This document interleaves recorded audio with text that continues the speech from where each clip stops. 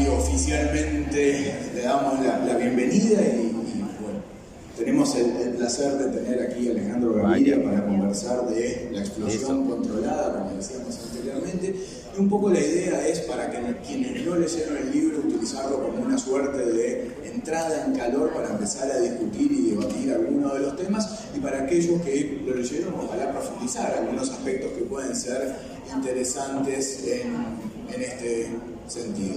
Me presento, yo soy Juan Pablo Milanese, soy profesor de Ciencia Política en la Universidad ICESI. No hace falta presentarte a vos porque ya todos saben quién yo soy.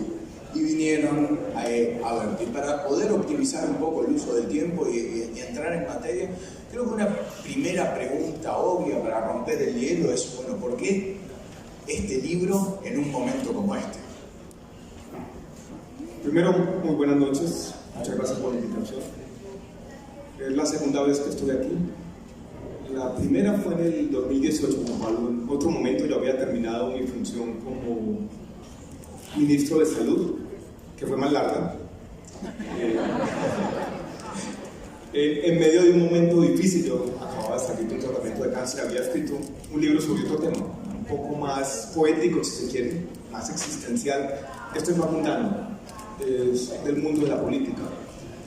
Para responder, Juan Pablo, esa pregunta, y todos y todas, yo después de salir del gobierno en la última semana de febrero de este año, esas primeras semanas empecé a pensar que tenía una historia que contar.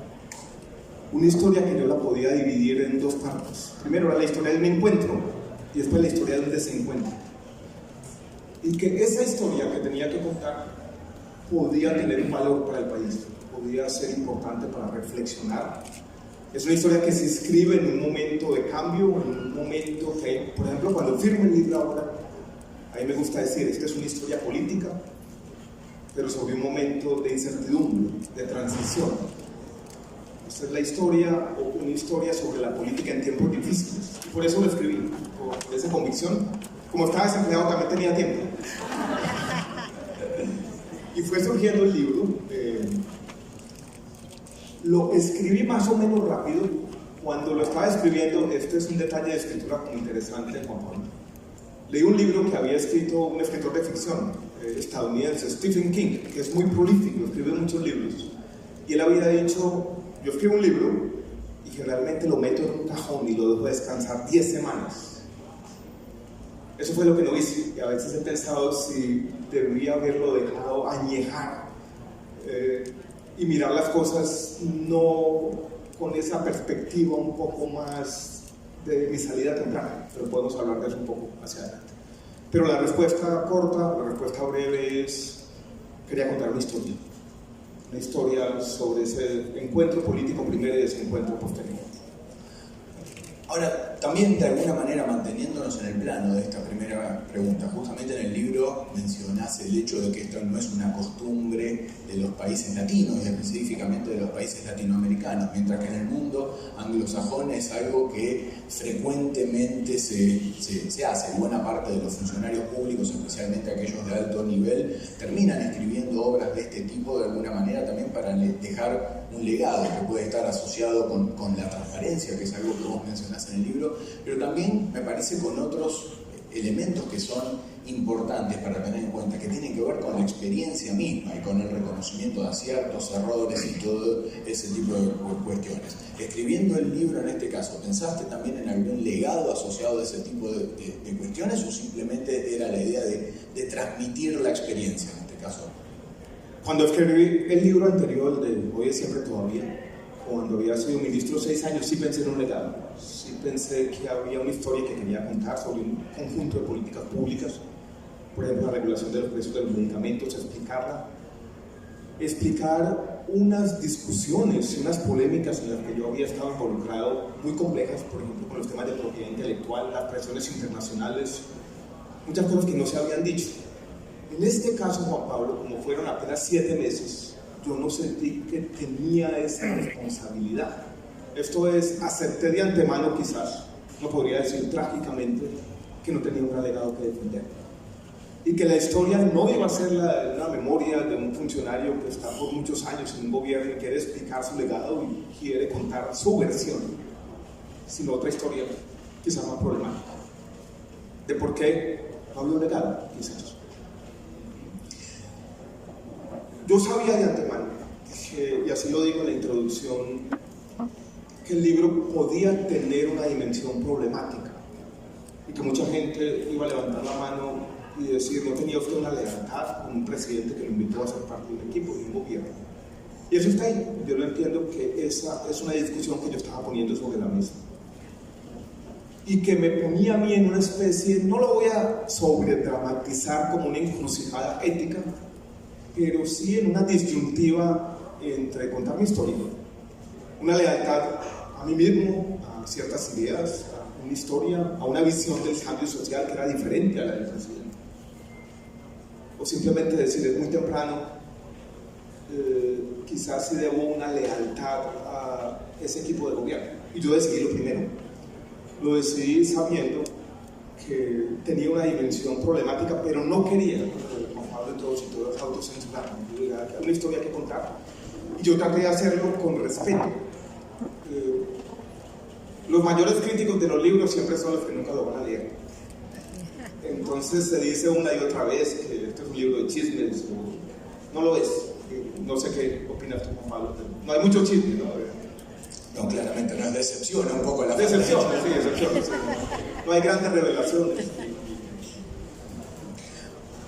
Bien, un poco ya entrando en esas cuestiones, o sea, yo iba pensando las preguntas para la tarde de hoy y un poco le iba poniendo subtítulos a los distintos momentos que uno tiene de alguna manera la tentación de ponerle los mismos subtítulos que tiene el libro, en este caso particular, pero fue pensando otros diferentes. Y el primero me parece que es más o menos obvio, que tiene que ver con la tensión entre tres elementos específicos que aparecen recurrentemente en el libro, que son por un lado el populismo, el liberalismo y la democracia, en este caso particular.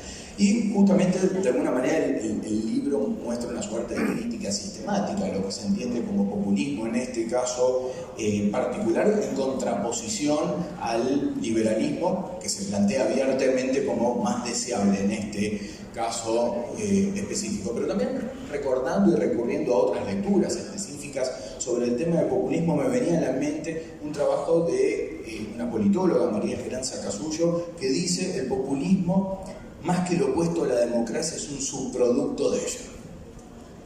Y de alguna manera me parece que es un subproducto que en este momento, y pensando tanto en los populismos de izquierda como de derecha, en este caso particular, que están siendo especialmente exitosos en distintos lugares del mundo. Y de alguna manera me parece que una de las ventajas que tiene sobre el liberalismo en este sentido es que el populismo ha logrado construir una narrativa mucho más atractiva en este caso particular, mientras que el liberalismo parece haberse quedado sin narrativa y que en muchos aspectos parece limitarse exclusivamente a una cuestión libremercadista, cuando el liberalismo es muchísimo más que eso, es una dimensión muy pequeña de lo que puede ser el liberalismo en este caso particular. Y también la cuestión de la racionalidad, que no es especialmente atractiva. ¿Cómo crees que de alguna manera el liberalismo puede pensar en una narrativa que pueda volverse mucho más atractiva? Y esto no solamente desde el punto de vista de cómo planteas esta tensión entre populismo y liberalismo dentro del gobierno, sino también en tu misma experiencia electoral. El libro parte de una historia de encuentro entre, no lo podría llamar populismo necesariamente, utilicemos un término menos peyorativo, progresismo, con su obsesión con la lucha contra la desigualdad, por ejemplo, y el liberalismo.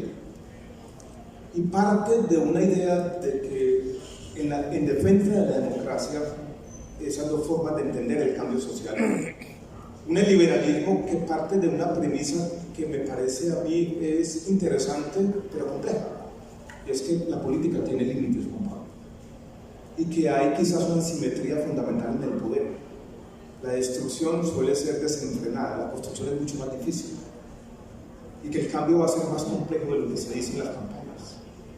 Y tener eso en cuenta en esa conversación con el progresismo me parece interesante. Y yo entro al gobierno con la idea de que no va a haber una tensión, va a haber una sinergia, va a haber un acuerdo, va a haber una forma de complementarse dos visiones diferentes del cambio social. Y por eso la historia inicial de este libro es la historia del encuentro, la historia del intento de que dos visiones de la transformación de la sociedad en un momento difícil de transición se junten, pero después se genera la tensión. Y al generarse la tensión, el libro se vuelve, podría decirlo de esta manera, más político, más ideológico, donde yo hago una defensa del liberalismo y del cambio basado en lo que yo podría decir las reformas más incrementales, menos rupturistas, que se construyen con base en acuerdos sociales más amplios. Y la visión del cambio del presidente a veces está ahí, pero muchas veces no. Muchas veces su visión del cambio es una visión primero más impaciente, y él puede tener razón. Yo a veces lo veo como si estuviéramos en un momento de transición, un mundo que se está rotando y otro que no hemos construido plenamente. Y yo cuando levantaba la mano decía, esa transición la tenemos que hacer con cuidado. Aquí podemos tener una edificación con problemas estructurales, pero aquí todavía no hemos hecho el estudio de suelos. Entonces toca hacer esto con cuidado. Y esa era la defensa que yo hacía, es un reformismo democrático liberal. Pero se presentaron tensiones y las primeras surgieron en la discusión de la reforma de la salud. Las tensiones fueron creciendo. Y este libro también lo podría describir como el fracaso de ese encuentro. El gobierno de coalición con el que empezó el presidente Petro, su gobierno ya no es, y el gabinete plural ya tampoco es. Y yo sí hago, con Juan Pablo, una defensa del liberalismo. El populismo tiene una ventaja. Las emociones morales de las políticas. El populismo se instala en esos aspectos. Y tiene una capacidad más grande de movilización, de despertar un fervor popular. El populismo se ha definido muchas veces, pero cuando la búsqueda de ese fervor popular se convierte en el único objetivo del gobierno y se olvida un poco la racionalidad del fondo, las políticas públicas, el cambio puede ser insingular. Y la inclusión, lo digo yo en términos duros, en otra parte del libro, puede ser una farsa. Y ahí es donde está la tensión, ahí es donde aparece, que es la tensión que define los primeros capítulos. Y como te decía, en términos de la narrativa, ¿cuál crees que puede ser una narrativa que puede construir el liberalismo para volverse más sexy, por ponerlo de algún modo? Porque un poco la sensación es que populismo, progresismo, con los distintos rótulos que se puedan tener, está siendo una oferta desde el punto de vista social que parece volverse mucho más atractiva, aunque yo volvería al populismo justamente pensando que existen tantos populismos de izquierda como de derecha, no es un atributo exclusivamente de alguna de estas posiciones políticas. Y por eso también te preguntaba en términos no solamente del gobierno, sino de la campaña, donde parece hoy que es difícil hacer campaña como liberal, en el sentido íntegro de lo que eso significa. Muy difícil hacer campañas como liberal. Cuando yo estaba en la campaña política, un político colombiano me dio una recomendación. Me dijo, usted tiene que decir lo siguiente en la campaña política: Colombia quiere el cambio, pero no quiere el suicidio. Eso no resume. Ese matiz, esa forma de decir queremos el cambio, pero yo le pongo como una nota de pie de página o abro un paréntesis, no funcionaba. Yo siempre, en mi contacto con la política, me gusta la complejidad. Y cuando de alguna manera yo veo que las expectativas de la gente crecen más allá de las posibilidades del Estado, siento un impulso cuando de levantar la mano y decir, no quiero ser serio en este momento. Pero ganar una campaña defendiendo los límites de la política, la complejidad del cambio, no va a ser fácil. Pero yo creo que puede haber un momento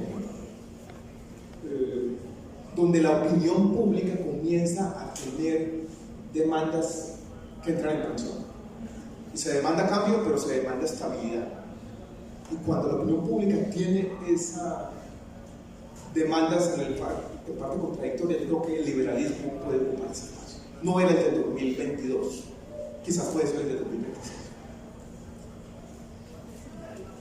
El primer capítulo del libro dice, yo me di cuenta como candidato que la elección de Petro era más o menos inevitable, porque él leyó ese momento, fue el que le dio un libreto a la insatisfacción, a las demandas sociales, esa idea que con razón, con algo de razón, se había instalado en la mente de muchos colombianos de que quienes ejercían el poder no eran dignos. Pero las cosas cambian. Y el liberalismo tiene una capacidad para hablarle, por ejemplo, a quienes sienten que tienen algo que perder, pero también quieren el cambio. Depende del momento político. Manteniéndonos todavía un poquitito más en este tema, vos hablás del populismo como una forma de intoxicación romántica en algún momento. Esa es la frase exacta que me parece muy interesante en este caso específico. Pero yo también usás otra frase relacionada a otro asunto, pero que yo también asocio en algunas oportunidades al liberalismo, que puede transformarse en una suerte de fascinación tecnocrática, ¿de acuerdo? Llevándonos, si se quiere, a dos extremos. Y viendo un poco, leyendo el libro, muy rápidamente me di cuenta que pensás la política de una forma muy parecida a la mía, pensando la política como un espacio de transacciones, de acuerdos, de negociaciones, en este caso particular. Justamente la política no es dicotómica, no es un espacio de unos y ceros, es un espacio de grises, de cosas que están en el medio de eso. Y en algunos momentos parece que esas definiciones de populismo y liberalismo están muy estilizadas en puntos opuestos, y yo también tengo la sensación de que un exceso de populismo acaba con la democracia, pero una democracia sin un poquitito de populismo, también por ponerlo de alguna manera, se transforma exclusivamente en administración. ¿No es un riesgo también para la democracia pensar en esos escenarios tan estilizados, por ponerlo de algún modo? Tienes toda la razón. Yo creo que toda virtud en exceso es un vicio. A mí tampoco me gusta el gobierno no más de los expertos. Y por eso hay una crítica, tal vez no tan insistente en el libro, sobre lo que llama la fascinación tecnocrática, sobre quitarle a la política el fervor, alejarla completamente, volverla por allá a un laboratorio de expertos que de manera panorámica, quizás con unos datos, diseñan de forma tan paternalista como en algunos discursos populistas lo que en principio ellos creen que le conviene a la gente. Eso tampoco me gusta. Y por eso creo más en la política como conversación, como diálogo. Y no sé si lo dijiste de esta manera, pero un poco de populismo está bien. Eso es la democracia. Alejarse completamente de los deseos de la gente, huirle a la gente por las contradicciones. No estoy de acuerdo con eso. Al final del libro hay un poema de un intelectual alemán, Hans Magnus Enzensberger, que incluso murió hace poco, que trata de reivindicar la gente, y la gente está primero que las ideologías. Y eso cuenta tanto para el discurso populista como para el discurso meramente tecnocrático. Entonces, estamos de acuerdo, tenemos una visión, uno podría decirlo de manera un poco pedante, académica, como habermasiana, como la democracia deliberativa, el diálogo permanente, donde hay algo de populismo, pero las políticas públicas también están presentes. El libro comienza en el segundo capítulo con una experiencia que yo tuve aquí en la ciudad de Cali. El gobierno acababa de empezar, era el 9 de agosto del 2022. Era un momento especial.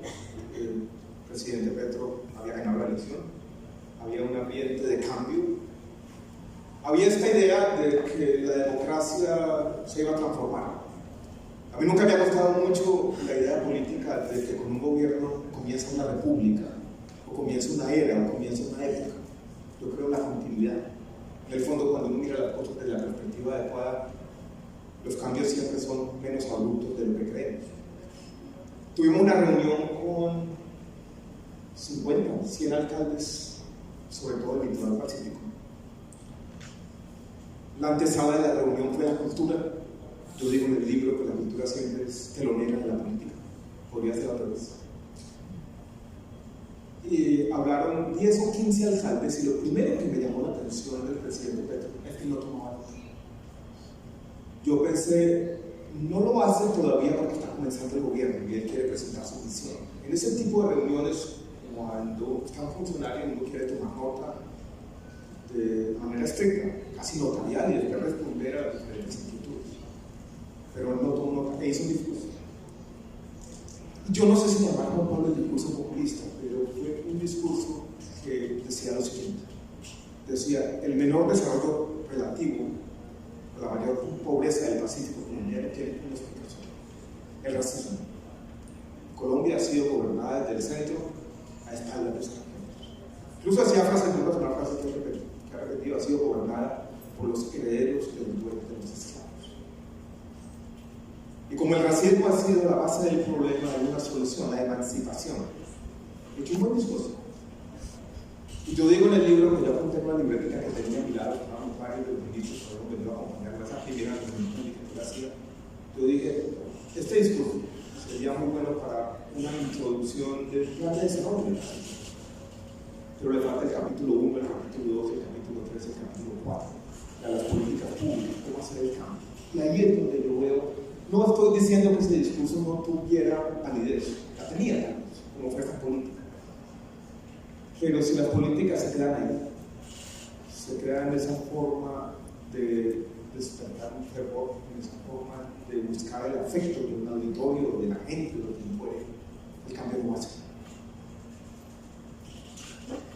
Bueno, el segundo subtítulo ahora de la pregunta, que me parece que es interesante, que pasa por el elogio de lo posible, en este caso particular, y contraproducir lo posible a las utopías, en este caso específico, no porque las utopías no sean necesarias en términos de producir una dirección, una legitimación, pero justamente lo que señalás es las expectativas sobredimensionadas producen problemas, y si no se piensa en políticas públicas realistas, eso es difícil que termine bien. Y ahí, vos al final del libro decís que el gobierno tiene mucho presidente y poca presidencia. Es una frase que aparece en la parte final. Y una de las cosas que me llama la atención es, un poco tal vez haciendo una analogía con esa cuestión, es que se habla mucho del presidente pero poco del gobierno en algunos momentos. Recuerdo que es razonable, dada un poco la naturaleza del libro, y justamente tengo una nota acá sobre que no es un libro de chismes y que evidentemente se nota en ese sentido. Y implícitamente o explícitamente también en algunos momentos definís al presidente como alguien que quiere cambios pero que no le gustan las transiciones. Justamente mencionabas la cuestión de la transición, pero como que se ve en él una expectativa de inmediatez desde el punto de vista de los cambios en este sentido, y de alguna manera lo planteas como un actor con fines claros y ansiedad por los resultados, pero sin método tal vez, entre comillas, y con una suerte de aversión al gradualismo en este caso particular. Y evidentemente en el libro te despegás de esta postura, y en algunos momentos también despegás a otras personas dentro del gabinete de esa cuestión específica. No me da la curiosidad en este caso, y no tanto por chismes, sino por entender algunos de estos procesos.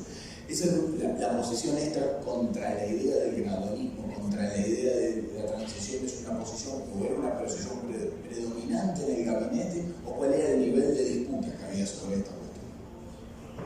Cuando yo entré al gobierno había una división, había unos ministros que éramos más de una visión liberal, de reformismo, de incrementalismo, que habíamos tenido experiencia en el Estado, que habíamos traído esa experiencia, y uno cuando se enfrenta a un problema repetidamente, yo creo que se vuelve un poquito más cauteloso. La otra, una visión más impaciente, y una visión que yo respeto, porque políticamente sentía que obedecía a una historia política, a una militancia, a una idea que tenía que pasar. Esto es, que uno podía hacer campaña hablando de cambio y llegar a plegarse muy fácilmente a una visión más gradual. Entonces sí existía esa tensión natural. Incluso uno lo podría ver, Juan Pablo, con una tensión positiva. Pero hay un tema que a mí sí me preocupa, y es el siguiente: es una visión que no es del gobierno, no era de todos los ministros, que parece estar muy en la mente del presidente. Y ahora tú hablaste de utopías, pero es como si en la mente del presidente existiera también una idea de distopías. Estuviera la idea de que habitamos un mundo que se está acabando rápidamente. Y le voy a poner 3 ejemplos. El primero, el tema de la salud. Cuando el presidente habla del sistema de salud colombiano y en particular de las EPS, para decirlo de manera clara, él dice, no es que el gobierno la vaya a acabar, es que se van a acabar solas. Es que este mundo se está acabando, entonces yo tengo que construir otro rápidamente, este mundo ya no es salvable. Y la idea que yo tenía es que los sistemas de salud son complejos, que siempre van a existir problemas, que hay una enfermedad crónica que tiene picos agudos, que usted los tiene que atender. Y no es que este mundo ya no sea salvable, es que el gobierno tiene que hacer todo lo posible, sino a construir una alternativa para salvarlo. Cuando se habla de la transición energética y del tema del petróleo, él dice, no es que yo quiera acabar con las exportaciones de petróleo, es que se van a acabar, el mundo va a cambiar y la demanda va a cambiar completamente. Y es como que se anticipa la destrucción y da una visión, ya no de una transición, o mucho más rápida la transición. Y es que ya tenemos que llegar allá. Antes de que todo se acabe, yo tomar la decisión de dar el salto hacia ese nuevo mundo. Y ahí sí se generaba una tensión. Los gradualistas levantaban por la mano y decíamos, sí, hay que hacer una transición energética. Tiene que haber una transformación productiva, la economía tiene que cambiar su oferta exportadora, tenemos que insertarnos en la economía global de manera diferente. Pero no podemos prescindir de lo que ya tenemos, porque en el fondo llevaríamos el país a una crisis, una crisis económica muy grande. Y cuando había temas puntuales, por ejemplo, yo no entendía cuando se decía que no a ciertas formas de minería, por ejemplo, las que tienen que ver con el cobre, que es un mineral clave para la transición. Entonces yo decía, ¿y a dónde nos quedamos? ¿Cómo vamos a dejar completamente este mundo si sobre el otro no existe una idea determinada? Y el gabinete, si uno quisiera decirlo, se rompió en parte porque esa visión del presidente más urgente, más catastrofista, no podría decir incluso apocalíptica, este mundo ya se acabó. Y como ya se acabó, yo voy a ser reportador del fin del mundo y vamos a hacer todo rapidísimo. Y ahí es donde viene el posibilismo. Y es decir, yo prefiero construir parcelas de la realidad de hacer ese cambio en problemas que yo controlo más, no voy a decir fácilmente, pero donde tengo más información y donde puedo avanzar de verdad. Y yo creo que la realidad ahora del gobierno es que ya no existe esa tensión. Ya hay una visión más unificada, menos plural de lo que tiene que hacerse. Pero el cambio, ese es el subtítulo del libro, sigue siendo encrucijada. Todavía es una pregunta abierta, todavía no tenemos una respuesta. Todavía no sabemos si la sola voluntad, la sola idea de que este mundo ya se acabó es suficiente para que el cambio ocurra. Bien, y pensando un poco en el cambio y en esta cuestión de lo posible, que me parece especialmente importante, vos de alguna manera describís bien una combinación causal que explica la victoria de Petro en términos de lo que él representa y la situación social, y la combinación de esos elementos, justamente usando la frase que señalaste anteriormente de que Petro era inevitable, ¿de acuerdo? Pero también después usás dos caracterizaciones que son interesantes, que es la de el agitador y el negociador, el cómo vive de alguna manera experimentando la tensión entre esas dos cosas, que probablemente responden racionalmente a una secuencia del agitador en el momento de la campaña, en el momento de la oposición, pero probablemente también el negociador en el momento del gobierno. Vos decís que en muchos momentos prevalece la cuestión del agitador sobre el negociador. Eso no se puede explicar también por un gobierno que llega produciendo grandes expectativas en muchos aspectos, también produciendo expectativas infladas de lo que efectivamente se puede hacer en 4 años, y que de alguna manera, frente a la imposibilidad de presentar en algunos aspectos victorias tempranas, porque sus proyectos suelen ser de largo plazo, es necesario la agitación como estrategia de mantenimiento de la legitimidad. Yo creo que sí. Yo creo que es como si él tuviera dos demandas políticas distintas. La una con sus bases, a las que le van a seguir demandando un cambio. Y él en eso es un agitador, porque tiene que seguir manteniendo la lealtad de esas bases. Y hay también una lealtad a una historia política, de una militancia. Pero el hecho de ser presidente, el hecho de ser jefe de gobierno, implica casi que necesariamente, de forma inexorable, y alguien podría decir incluso trágica, que uno tiene que ser más pragmático.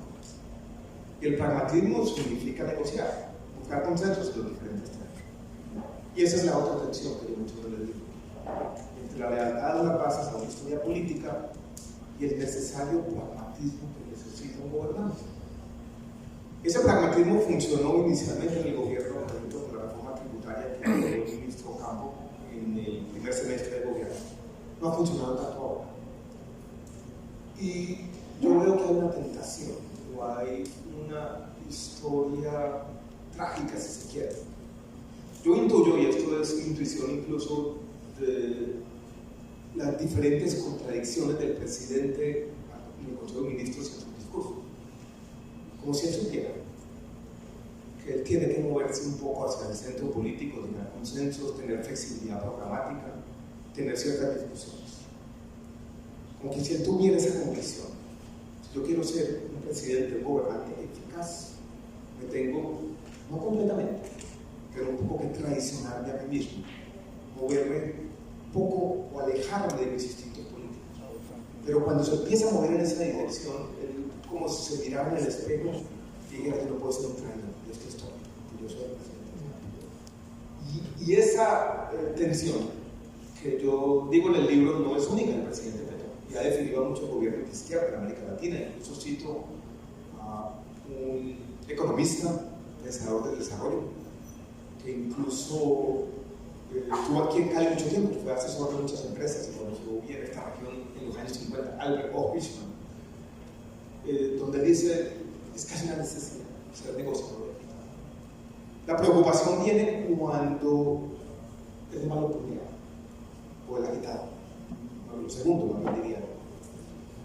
Y cuando el gobierno puede caer en la siguiente tentación, en decir, yo ya no voy a negociar nada. Simplemente aquí hay una especie de conspiración o alianza entre los partidos tradicionales, los poderes económicos y los medios de comunicación para no dejar de gobernar. Y ante eso yo voy a apelar a mis bases otra vez. Voy a buscar el fervor de la gente nuevamente. Y eso se va a convertir casi que en el objetivo primordial del gobierno, más allá del trabajo político que necesita para aprobar una reforma. Y ahí sí viene el populismo, y ahí surge cuando la figura del negociador desaparece de esta historia y tenemos un presidente que convierte en el objetivo de su gobierno simplemente el apoyo de la gente, visible en las calles, que le solucione los problemas de gobernabilidad. Y la reforma no se convierte en una forma de hacer el cambio, sino de conquistar ese favor popular. Y ahí el cambio se puede quedar en eso, en la búsqueda de unos afectos políticos, pugnacidad, discusión en el país, Twitter, y nada cambia.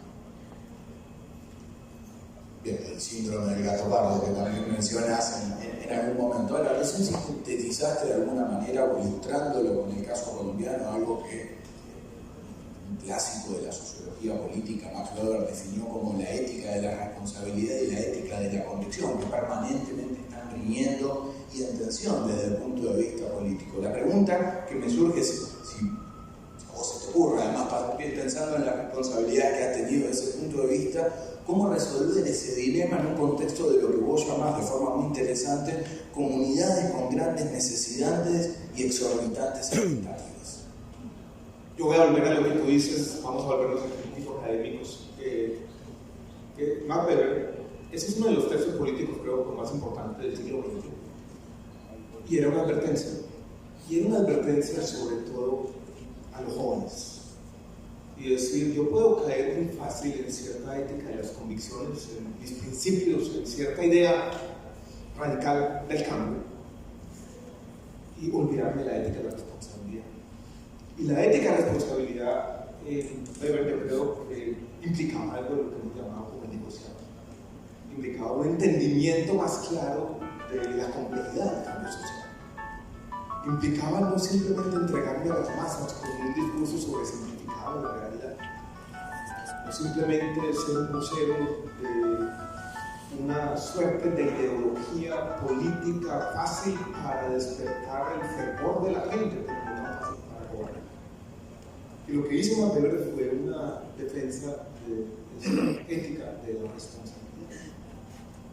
Y define bien también esta función. ¿Se perdió la pregunta? También. No, porque esa era la introducción. Que justamente mencionas una frase que a mí me quedó rebotando en la cabeza y que me pareció muy interesante, que es comunidades con grandes necesidades y exorbitantes expectativas. ¿Cómo de alguna manera equilibrar esas dos éticas de la responsabilidad y la es el equilibrio de los dos. El presidente Petro en algunas dimensiones ha tratado de equilibrar eso. Y a mí me gustan los líderes políticos cuando asumen una posición un poco trágica y son capaces de explicarle a la gente decisiones difíciles. Hay un tema por el que el presidente ha sido muy criticado y seguirá siendo criticado. Y es criticado injustamente de cierta derecha política populista, y es la eliminación gradual de los subsidios a la gasolina, que estaba teniendo un impacto fiscal muy grande. Y él ahí asumió la ética de la responsabilidad. En otros temas, parece estar por lo contrario. Y yo no veo al interior del gobierno, Juan Pablo, y todos los sectores, como una estrategia política clara para resolver esa tensión, para decir que yo no puedo actuar aquí, tengo que escoger. ¿Y cómo voy a hacer las dos cosas? ¿Cómo voy a hacer esa combinación? Porque a mí también me gusta ver cualquier gobierno como una búsqueda permanente de legitimidad. Por eso la otra ética también es importante, y por eso el agitador se necesita, porque uno necesita al mismo tiempo hacer el cambio, pero sin perder el afecto de la gente. Y eso es el arte de gobernar. Y ese arte necesita, creo yo, una cierta sofisticación estratégica que yo no encuentro, o no encontré, o creo que se puede estar perdiendo en el gobierno.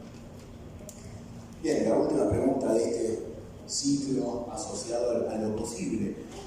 Mencionaste también como la difícil tarea en este caso específico, la difícil combinación entre liberales y progresistas en un gobierno de cambio.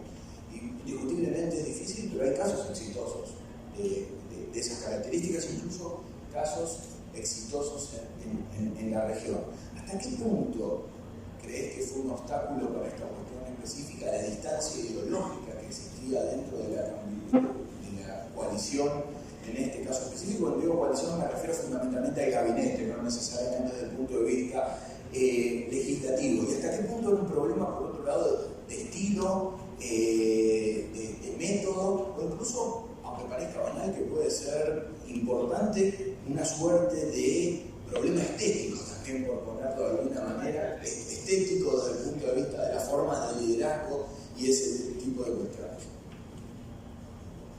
Primero, habría una gran dificultad política para los que les gusta la política, y es que existía una coalición en el Congreso, existe una coalición en el Congreso, donde estaba el Partido Liberal y Conservador, hacía parte de la coalición, cosas extrañas del Partido de la U. Pero si Colombia fuera un régimen parlamentario, esa coalición en el Congreso se reflejaría en el gabinete. Entonces había dos cosas que no estaban juntas, dos historias políticas simultáneas pero no conectadas.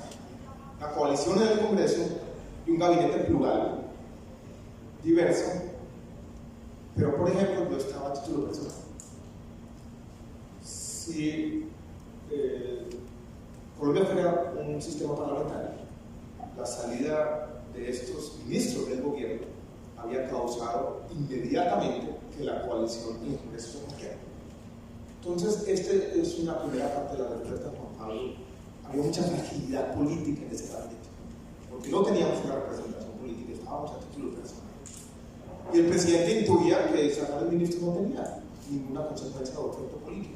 Simplemente salía uno y reemplazaba a otro, y el Congreso, pues, su coalición en el Congreso, sería como estaba. Lo otro, yo noté un poco de desconfianza. Y la salida mía estuvo precedida de un evento puntual. Y es que nosotros, una tarde, yo lo llamo en el libro como un frenesí tecnocrático, nos encerramos en una oficina del Ministerio de Hacienda y 4 ministros hicimos un documento sobre nuestras preocupaciones sobre la reforma a la salud. Nosotros hicimos algo que yo no sé muy bien por qué, les confieso aquí, y es que los 4 ministros o 3 ministros del Departamento Nacional de Educación firmamos ese documento como extrema constancia. No sé si eso está bien o está mal, pudimos haber entrenado con un memorando. Yo me acuerdo que yo terminé en una tarde de un jueves y me dijeron, firme aquí. Yo firmé. El ministro de Hacienda le llevó el documento firmado al presidente el día siguiente. Ese mismo día, al mediodía, por la mañana, al mediodía el presidente entra a la reunión que teníamos sobre la reforma de la salud y él hace una pregunta en voz alta. Y nos dice, este es un documento privado o público. Nosotros dijimos un documento gobierno, es un documento privado. Y dijo, si este documento se conoce, se cae la reforma de la salud. El documento terminó siendo conocido. A mí me han acusado de eso. El gobierno sabe, el presidente y la jefe de gabinete, que yo no fui. Y esa filtración de ese documento, en medio de esta discusión, una desconfianza que había comenzado a crecer en esas discusiones sobre la reforma de la salud, fue lo que terminó con la salida mía, que fue el preludio de la salida del ministro Campo y la ministra Cecilia López y ese otro. Las cosas pudieron haber sido distintas, quizás no sé. A mí me pareció que hubo una sobrereacción por ese documento, que eso pudo haber sido explicado. Tampoco me parecía tan grave, porque no era un documento difícil, el documento era un documento muy técnico que planteaba los impactos fiscales, hacía unas propuestas de artículos sobre la reforma de la salud. Incluso yo creo que en un mundo más transparente el documento se podría hacer. Porque es decir, que queda una preocupación de un ministro que se hace un lenguaje, en este caso un lenguaje técnico. Pero el presidente no entendió eso. No entendió que ese documento se conociera, no entendió que nosotros hubiéramos mandado un documento firmado dejando esa constancia. No tuvimos nunca la oportunidad de tener una conversación de cómo tramitar estas diferencias. Yo solamente una vez en el Consejo de Ministros hablé y le dije lo siguiente al presidente, un punto que sigo creyendo que era necesario, quizás una discusión que debimos haber tenido desde el primer día. Yo le dije, si usted va a tener un gabinete plural, tiene que haber algo de flexibilidad programática. O sea, nosotros no entramos a este gabinete y al gobierno simplemente para ser notarios del programa de primera vuelta. Entramos con una expectativa, no que lo vamos a cambiar todo, pero sí que nuestras opiniones pueden tener algún tipo de influencia por eso estamos aquí. Y vuelve a lo mismo, es como la misma directiva negociadora de la ética, de la responsabilidad de las intercomisiones, del mandato popular o el reformismo. El libro está definido con estas directivas. Algunos me han criticado por decir, yo no soy crítico de la visión liberal. Y quizás tiene algo de razón. El libro quizás dirige sus críticas o sus reflexiones más a lo que yo encontré como un obstáculo. Y podría haber tenido, si hubiera dejado tal vez unos 10 días o 10 semanas en el trabajo, una visión tal vez más autosubversiva, diría Albert Fishman. Acaban de anunciar que quedan solo 5 minutos, yo tenía más. 5 minutos, me faltan muy rápido. Bueno, yo tenía una como jugar pitoniza en este caso específico sobre el futuro del gobierno, por eso vamos a dejarla, porque puede ser un poco incómoda, pero voy a hacer otra que también es incómoda. La incómoda. Bien. Y la otra es, yo me dedico a un campo de la ciencia política que se llama la política comparada, y más allá de lo odioso que pueden ser las comparaciones, obviamente me surgió la pregunta en la comparación en los dos cargos como ministro. ¿De acuerdo? Eran dos estilos diferentes, un poco más tecnocrático. El gobierno del presidente Santos, yo sentí, Juan Pablo, que había una especie como de contrato implícito, que era más o menos lo siguiente, voy a ser más sincero de lo que siempre he sido. Era como si él me hubiera dicho, aunque nunca me lo dijo, yo tengo unas prioridades, que son la gobernabilidad, la estabilidad de la economía y la paz. Usted es el ministro de Salud. Eso quizás no está entre mis grandes prioridades. Manéjeme el tema, que voy a tener autonomía, y si necesita mi ayuda, me llama, yo lo voy a respaldar. Yo sentí que ese era nuestro acuerdo implícito y que eso para mí era del todo claro. Esto tomó un tiempo para yo darme cuenta cuál era la forma como yo debía operar en ese gabinete. Con el presidente Petro no hubo ese entendimiento, todavía no lo tenía, quizás lo estaba buscando y lo iba a tener en el tiempo. Pero yo sentía, por ejemplo, en el tema de educación, sentí con 2 o 3 temas que ese contrato implícito de esa manera no lo funcionaba. Que yo iba a tener unas ideas, que esas ideas iban a reñir con la ley, y que no iba a haber un respaldo pleno a lo que yo estaba pensando hacer. Y yo quería hacerlo de manera que fuera coherente con tu programa. Yo no quería llegar a reinventar el mundo y a prometer otras cosas. Pero creí que tenía un margen para proponer cosas y encontrar lo que a mí me gusta llamar espacios de posibilismo. Vamos a empezar por aquí, vamos a buscar aquí, yo creo que esta es la reforma que se necesita. Si vamos a reformar la ley 30, empecemos con los artículos 86 y 87, y logremos la plata para las universidades y después pasamos por todo. Sentí que esa conversación fue difícil. Y hay un tema que también tengo que mencionar. Esto es la historia de la memoria política.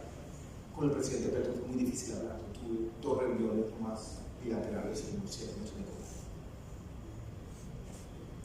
¿Había otra pregunta más dura? No, la otra es sobre el futuro y sobre todo pensando en una cuestión que me parece, con esto sí ya nos toca terminar, es, bueno, el primer año de todo gobierno es un año de docilidad legislativa, ¿de acuerdo?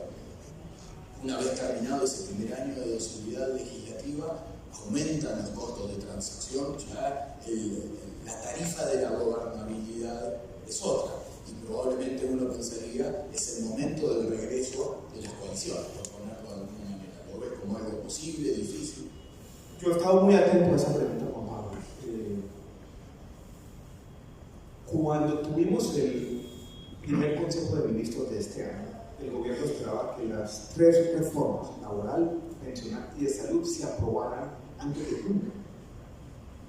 Y solamente se dio un debate a una.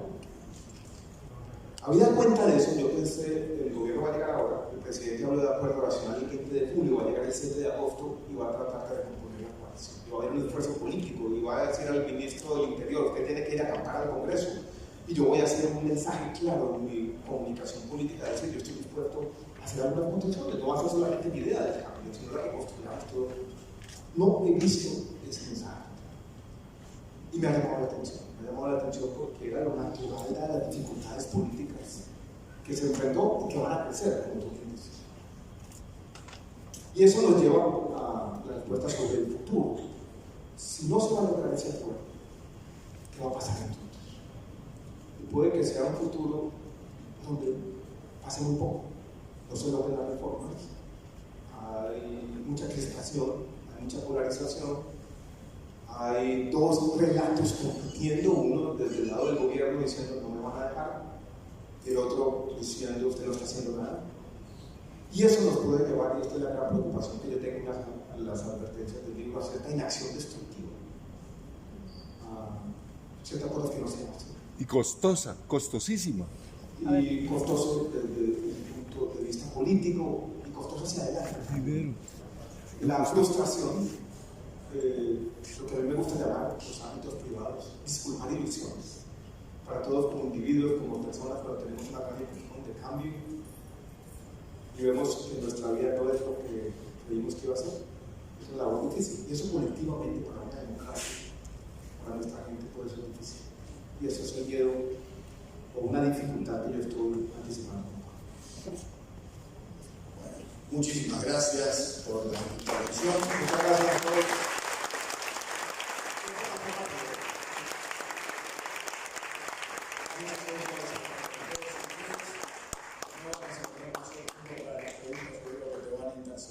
Para hacerte un montón de preguntas. Personalmente, vale la pena leer el libro, lo vi